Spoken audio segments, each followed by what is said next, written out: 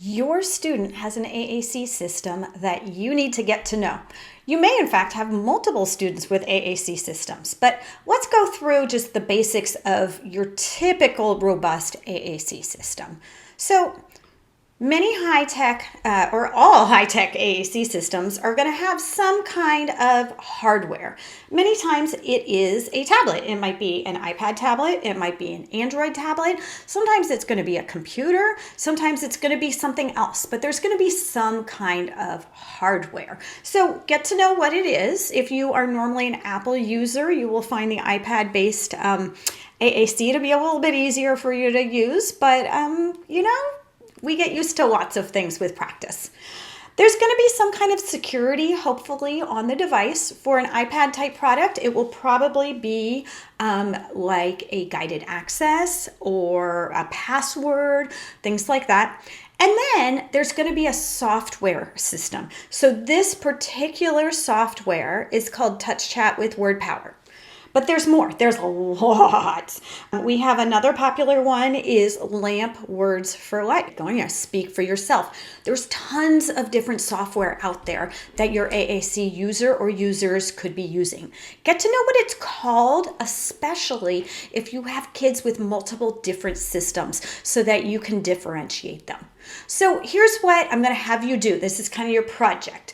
You are going to get to know your kid's AAC by figuring out what is the name of the device. Now, the device might simply be called an iPad, right? And that's okay. Is it an iPad, an Android, or a computer? How do you turn it on and off? That's really important. It's good for you to be able to know that. And also, how do you adjust the volume? You need to be able to help your students to understand the operations, so you need to know how to operate and adjust the volume. Finally, some devices, like iPads, have certain little weird buttons that have to do with rotation, lock, and mute. If your student's device has that, get to know it, because sometimes we get confused and we're like, why isn't this talking? I've done everything I'm supposed to do. And it's because there was some little switch that had been, accidentally pressed. And so all of a sudden your device is muted. Security. Let's get to know the security of your student's AAC device. Is there a password? And if there is, do you need to know it? Some people definitely need to know this password, but not everyone needs to know the password. So speak with your entire team and figure out who's going to need to know the password.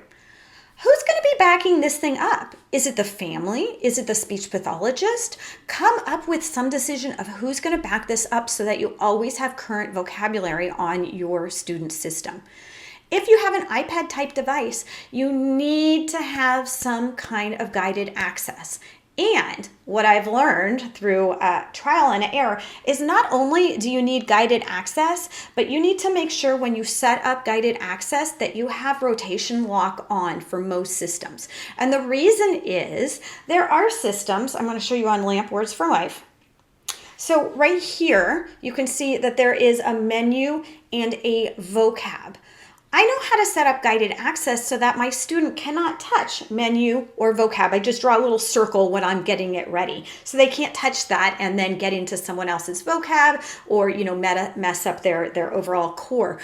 Well, when you turn the iPad over, if you don't have rotation lock on, all of a sudden those little buttons that they can't touch are not over menu and vocab. They're over something else. So we need to make sure for a lot of AAC systems that we have rotation lock on. So do a YouTube of how to get that going if that's you, if you need to keep that in mind. Once you get into your student's device, we got to learn some things, right? You need to know how to clear the system. So if you have a lot of words on here, because this happens a lot, students take a while to learn how to clear, you need to know what to do. So one way to clear is a little button that says clear, but that's not on all the pages on this particular system. Another way to clear on this particular system is the back arrow, going back. Every system has something different, and you need to get to know how it works. You also need to know how to find the alphabet. Remember, a robust AAC system is always going to have access to the alphabet in some way. So you need to figure out, how do I get to the alphabet? On this particular device, you're going to go to the home button, and then you're going to press ABCs. And this is set up with a QWERTY keyboard. It can also be programmed to be different, to be like an alphabetical order keyboard, etc. So all your robust systems are hopefully going to have access to an alphabet, because that is part of being a robust system. And you need to know how to get there, because many of these systems have something awesome called Word Finder. So in this case, it's down here, it says Find Word. And then I'm like, okay, I really want to model the word dog for my student, because we're going to be talking about dogs a lot today. So I press the little Find Word. Remember, this is different on every single software. And then I'm going to type in D-O-G, and I'm going to hit Find. And it's going to find all the different ways that I can access the word dog. This is a lifesaver, instead of having you have to poke around over and over and over again. Okay, so, and actually on this one, not all of them will do this. If I say, okay, show me how to do it exactly, I can press that, and then I can be walked through. Or this is a great way, without doing hand over hand, to walk your student through how to find a particular word. So you press that, and then it lights up, and then they know, oh, I'm going to press that, and then I'm going to press that, and then I'm going to press that, and it said dog if you couldn't hear it. Okay, some other things that you definitely need to know about your student's AAC system is how to go home. So most systems have something like a little home button. Proloquo to go, I'm not sure if I have that on this particular device, but it has I do. It has a snazzy little thing where there is a home button. I got to get to another folder here. So I got to a folder in Proloquo to go, and there's a little home button at the bottom, so you can always access home. They also have a little keyboard at the bottom, so you can always get to your keyboard. So that's something that I really like about this system, is really easy to find those things. Once you get to that place, you need to know how to go back. So some systems, I'll go back to Touch Chat, you can get somewhere, and then you need to go back home. Of course, now that I'm doing it, I don't have an example here. But on some folders, you do need to go back home. And so when you do that, you have to find the little button that says back, and that'll get you back home. Of course, if you have an easy way to press just home, then that's kind of ideal. Speak. So you can set up, I shouldn't say you, whoever is in charge of programming the device, be it family, SLP, assistive technology specialist, can program the device to speak at different times. So for some students, it's really important that they hear the word immediately when they press the word. That feedback for some kids is just vital. But for other kids, the specialist actually wants to set it up that it's not going to say the word until they hit the message button at the top, right? So that is another way to get it to speak. And then for some kids on this particular system, I'll show you there's a little period here, and that will read the whole sentence also. So I like bike, and then I'll hit the period, and it reads me the whole sentence. So that's a different way to get it to speak on this particular system. And then finally, some systems let you control your volume from right inside the software. So not just the hardware. So get to know if your particular system lets you control the volume from right inside the AAC app. Okay, let's talk about some words that we often use in AAC. It's kind of like our lingo. Our first one is core words. Now, core words are awesome, right? Because these are our all day, everyday words. We need to know how to find these all day, everyday words and practice using them. So get hold of your student's AAC device. Now in this, you can choose high-tech, or you could choose a paper version, because hopefully their core words are all going to be listed out right here. They're all day, everyday words. And see if you can see how many of the things on this slideshow or in your workbook you can find. Now, not all systems are going to have all of these words. Everyone is set up a little bit differently, but see how many you can find and then practice getting faster and faster with them. One great idea is to role play with someone else where you're the teacher and they're the student and you're modeling the different these different core words for them so that you can get really quick at doing it. And then remember our fringe words.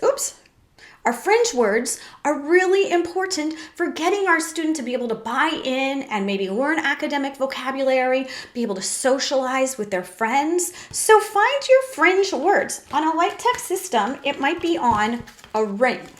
But on the high tech system, it's probably going to be in some kind of folder. So for example, if I want to get to colors, I'm going to go to a fringe word here, and I'm going to go to the folder of colors. So many high-tech dynamic display systems will get you there through some kind of folder. Now, LAMP Words for Life is set up a little differently. It has a great motor planning system. And so for this system, you're not going to be going to a folder, but you're just going to be learning that under Go, I can find places. So it's like Go is a folder, it just doesn't look like a folder. But you just memorize what different words are going to take you to what type of fringe words. All right, settings. So this is important that at least one person on the team has this information. Not everyone on the team is going to need this information.